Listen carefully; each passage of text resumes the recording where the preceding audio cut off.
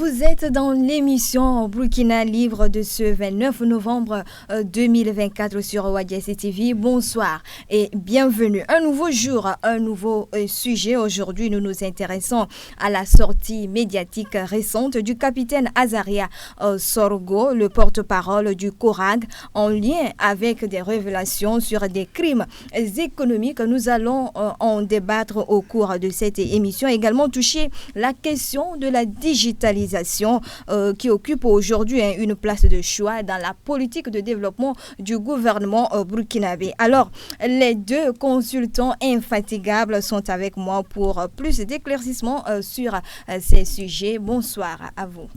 Bonsoir Marguerite. Bonsoir Magui. Ouais. Alors, sans plus tarder, chers consultants, nous avons écouté le capitaine Sorgo le mercredi sur cette affaire de crime économique. Mais pour nous rafraîchir la mémoire, avec l'aide de la régie, nous allons écouter un petit extrait de son intervention et on y revient. À la suite des révélations graves faites le lundi 4 novembre 2024 par son Excellence, le capitaine Ibrahim Traoré, président du Faso, chef de l'État, relative au détournement de fonds publics et d'enrichissement illicite portant sur un patrimoine estimé à plus de 3 milliards de francs CFA, nous avons découvert d'autres cas d'abus de pouvoir ayant entraîné une perte de ressources financières évaluée à plusieurs milliards de francs CFA de 2001 à 2022. En effet, profitant de leur position au sommet de l'État, des Burkinabés mus par une cupidité sans limite, un mépris du prochain et dénués d'une conscience sociale et d'une sensibilité humaine, obnubilés par le pouvoir, ont malmené les règles de bonne gouvernance et de gestion vertueuse des biens publics. Voilà, il a utilisé surtout le mot comme l'abus de pouvoir, la malversation financière. Amen. Qu'est-ce qui se passe réellement? Merci beaucoup Marguerite. Et pour caricaturer un tout petit peu ce qui se passe actuellement au Burkina Faso par rapport à la récente sortie du capitaine Azaria Sorgo, permettez-moi de donner une image un peu à la chose. Il arrivait que un propriétaire de maison, pour une raison ou une autre, n'arrive plus à assurer la gestion complète de sa maison. Oui. Donc, il a sollicité toi, Marguerite, de venir s'occuper de la gestion. Peut-être c'est les tôles de la maison qui n'arrivent pas à changer. Mais pour faire intervenir quelqu'un à même de changer, d'améliorer les choses, d'investir dans la maison, il va falloir que la personne soit capable financièrement. Donc, dans le contrat entre la société Socogib, qui est une société de construction et de gestion immobilière du Burkina Faso, et la société Azimo, c'est l'État qui s'occupe de la gestion même de tout ce qui est bien mobilier des Burkinabés. Ouais. Donc l'État n'arrive plus à gérer la chose. Donc il a fait venir Azimo voilà, de s'occuper de la gestion. Donc comme je viens de le dire, je suis en train de caricaturer la chose. Quand Azimo est rentré dans la maison, au lieu de faire sortir son propre argent, l'argent de sa poche, pour investir dans la maison, pour changer les choses, la première des choses qu'il a fait, d'abord il est rentré dans les chambres, il a fait sortir les fauteuils et puis ah oui, c'est ça. Il a vendu les fauteuils, je ne sais pas si vous voyez, pour venir payer maintenant au propriétaire. Donc ça veut dire que le propriétaire a perdu 2 fois. D'abord, la maison n'est pas réparée et il n'a plus retrouvé aussi ses meubles. Donc, c'est ce qui se passe au Burkina Faso. Et l'histoire dont nous parlons actuellement ne date pas d'aujourd'hui. Ça a commencé depuis 2001. Donc, c'est avec l'arrivée du capitaine Ibrahim Traoré et avec les institutions mises en place que ces affaires-là sont en train d'être révélées. Et Yannick, qu'est-ce que tu en penses? Alors, Marguerite, j'ai suivi la vidéo. Et je peux dire que ces révélations mettent en lumière la corruption systémique qui a toujours gangréné le Burkina Faso depuis plusieurs décennies. Et moi, personnellement, je ne suis pas surpris. Je le sais, et on le sait tous, que la corruption a toujours régné en maîtresse au Burkina Faso, du moins avant l'arrivée du président Ibrahim Traoré. Et j'ai eu l'occasion de suivre l'intégralité de la vidéo du capitaine Azaria, du CORAG, et les chiffres évoqués font froid dans le dos. Écoutez, la privatisation de la société Socogip dont fait cas Amen, ainsi que les malversations financières, les détournements qui l'accompagnent, illustrent également les pratiques opaques et obscures qui caractérisent la gestion publique. En tout cas, personnellement, je crois que la privatisation des sociétés publiques n'est pas une mauvaise chose en soi. Il peut arriver dans la vie d'un État de privatiser quelques entreprises. Ça est là pour des raisons structurelles, pour renflouer les caisses de l'État et pour permettre à la population de mieux vivre. Mais encore faudrait-il mettre en place des mécanismes de contrôle. Pour contrôler cette privatisation-là, et afin de ne pas avoir, ou bien au lieu de privatiser les entreprises, donner un moyen d'enrichir, bien de s'enrichir illicitement, comme le fait ces mises en cause. Et par manque de patriotisme également. Oui, aujourd'hui, quand vous remarquez les actions des présidents de l'EAES aujourd'hui, et eux tous, ils vont dans la même direction, c'est-à-dire de naturaliser tout ce qui appartient à l'État. C'est-à-dire, ils vont dans le sens inverse. Voilà. Parce que la privatisation, par le passé, comment ça se fait? Parce que l'État se désengage complètement de tout ce qui est gestion même. Parce que, de la société. Voilà. Et cela est dû à quoi? Cela est dû à l'impunité. C'est-à-dire, quand vous mettez les gens, quand vous remettez les sociétés d'État sous la responsabilité des citoyens pour qu'ils fassent une bonne gestion et qu'à la fin, vous n'avez pas le résultat escompté, mais il va falloir que la loi sévisse. Mais bon, je ne sais pas si ce n'est pas complaisance ou bien par quoi. Personne n'en parle. Peu importe les cris de la société civile ou bien de la population, on ferme les yeux là-dessus, ou soit carrément on ferme la société ou bien on le confie à d'autres sociétés privées.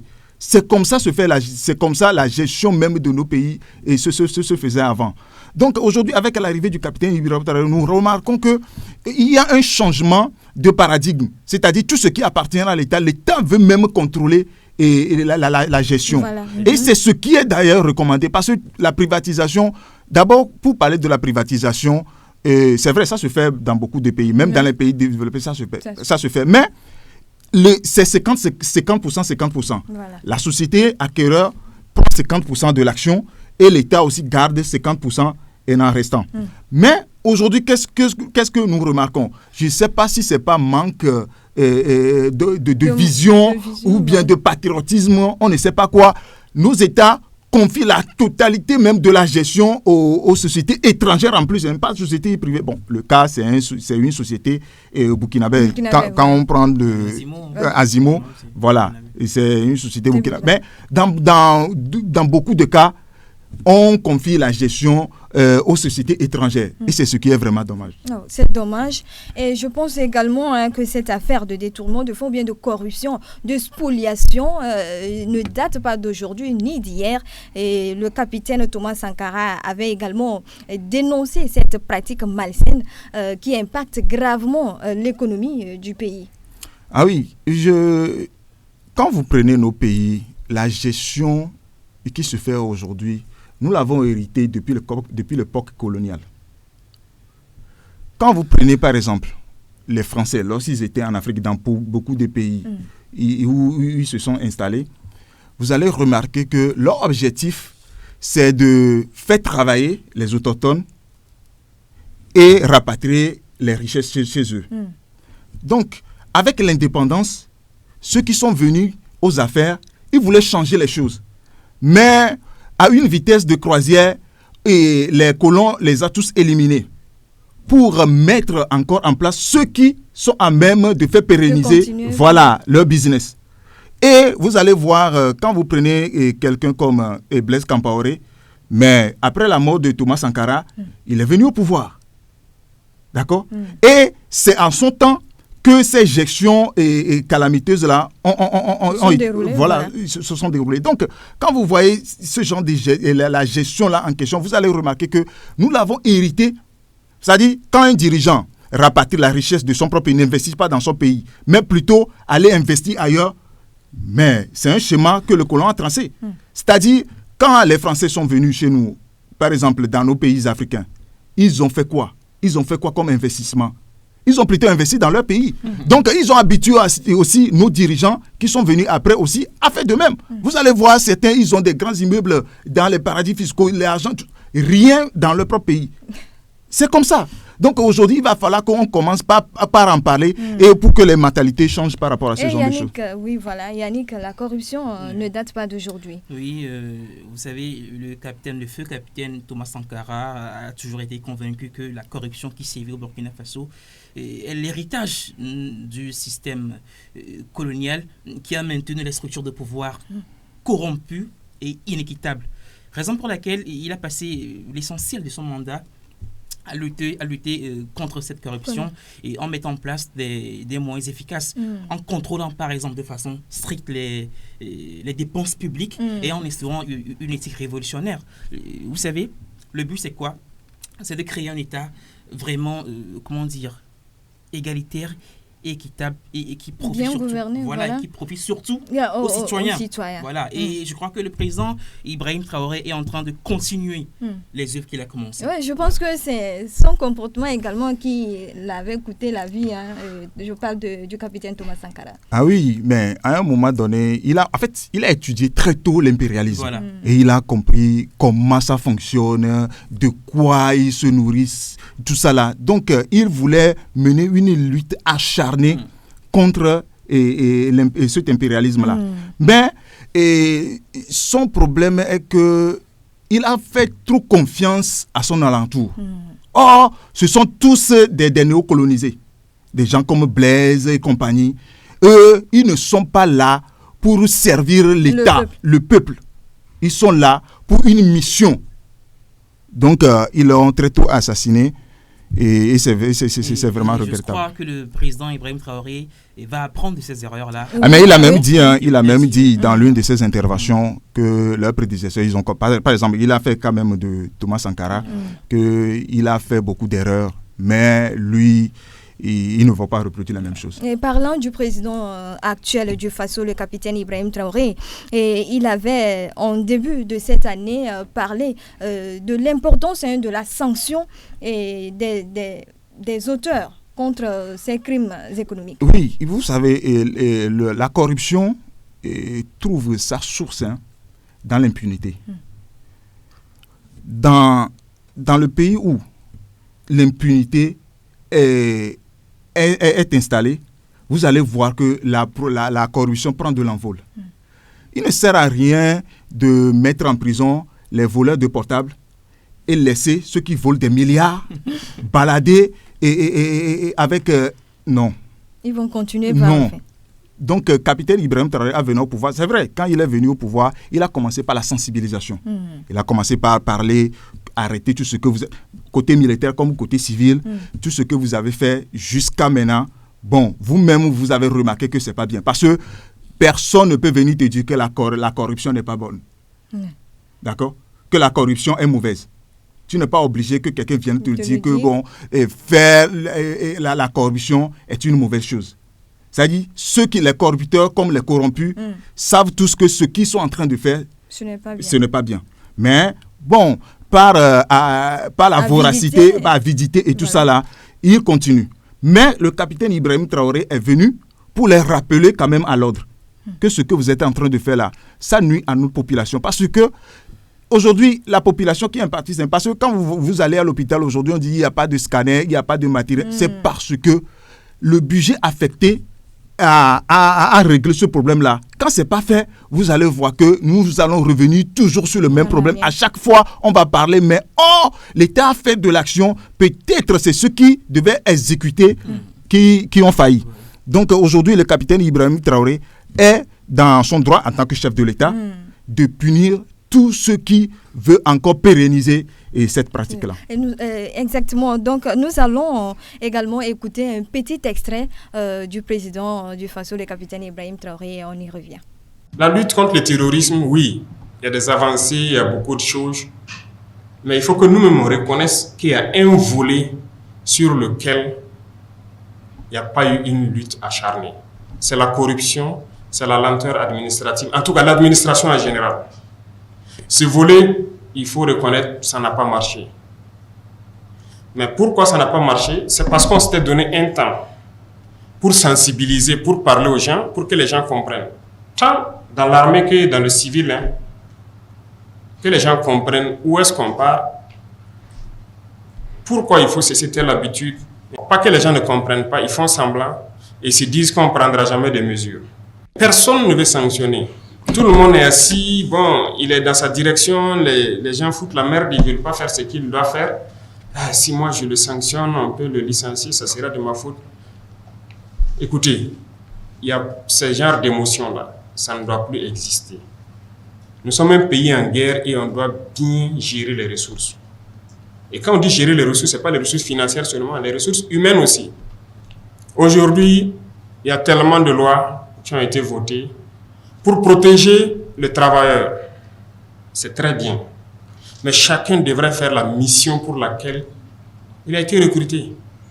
Voilà, Yannick, qu'est-ce que tu en penses? Tu l'as écouté? Oui, je l'ai écouté, Marguerite. Dans les interventions que j'ai eu écouter par rapport à ce à quoi on est en train d'assister, il a été dit que la sanction, voilà, plusieurs milliards de francs CFA ont été détournés. Vous savez ce qu'on peut faire avec cette somme d'argent?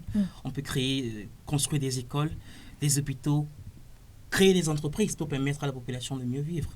C'est pourquoi quand le président Ibrahim Traoré est arrivé au pouvoir, il a fait de la lutte contre la corruption son cheval de bataille. Son cheval de bataille. On parle aujourd'hui de terrorisme. Vous savez, quand il y a la corruption qui est dans le pays, certaines populations sont marginalisées, vivent très malheureusement aux dépens d'autres. Donc, ce qui fait que c'est facile pour les terroristes de recruter parmi les populations déshérités, si je peux employer ce mot. Voilà. Donc, il est en train de lutter contre le terrorisme, mais il est en train de lutter aussi contre la corruption. Donc, il travaille, il se bat sur plusieurs fronts, je peux dire. Ouais.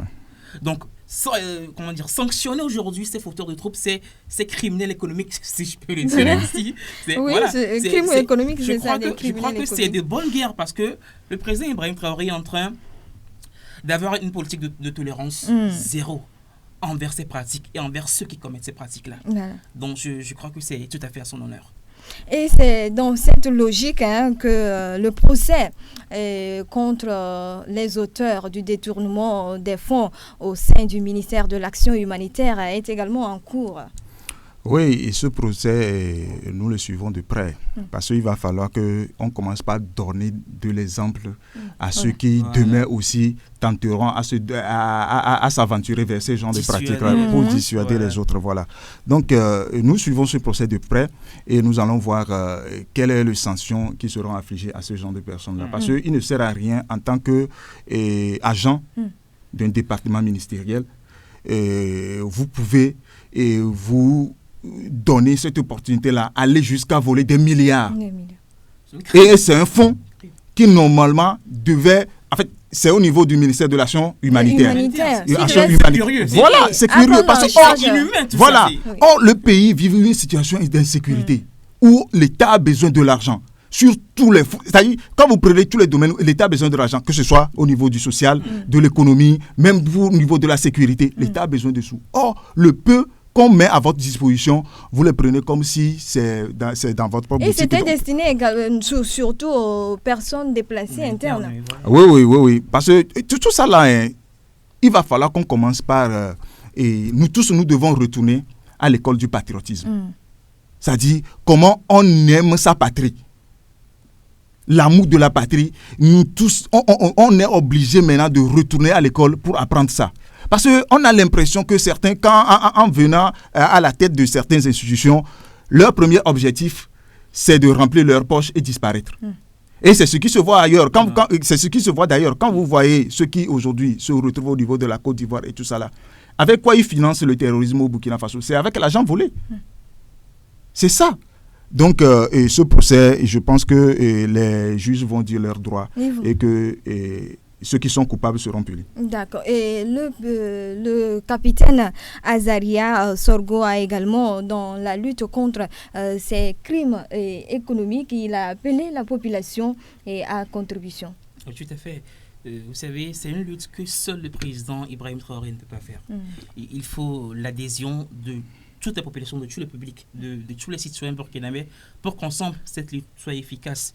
Et ceux-là, ceux qui sont mis en cause dans le procès qui se déroule actuellement, là, ils ont été dénoncés par, un haut fonctionnaire, je crois. Voilà. Donc, c'est un exemple que tous les Burkinabés doivent suivre. Il ne faut pas se taire, il ne faut pas dire que non, si je le dénonce, il va perdre son travail, il va perdre son boulot. Non, pas ça. C'est cet élan de patriotisme-là doit animer tout Burkinabé. Ah oui, ce qui est vraiment remarquable dans les actions du capitaine Ibrahim Traoré est que même en luttant contre la corruption, il a essayé de protéger aussi les lanceurs d'alerte. C'est-à-dire, quand les lanceurs d'alerte ne sont pas protégés, mais ils seront dissuadés à tout moment par les corrupteurs ou bien les corrompus. Donc, il va falloir qu'ils se sentent protégés et aient ce courage-là d'aller dénoncer. Parce que ce sont des gens, parce que c'est la population qui fait face chaque jour à ces pratiques-là. Donc, s'ils n'arrivent pas à dénoncer, l'État seul ne peut pas faire l'affaire. Donc, avec le mécanisme mis en place avec le capitaine, je pense que ça peut faire cas d'école dans beaucoup d'autres pays. Parce qu'il ne sert à rien de mettre les institutions de lutte contre la corruption en place. Mais ceux qui sont à même de dénoncer ces pratiques-là, quand ils ne sont pas protégés, vraiment, ça ne peut pas passer. Et aussi, il faut laisser les coups de franche aux institutions mises en place de travailler. Parce que nous avons vu ça dans beaucoup de pays.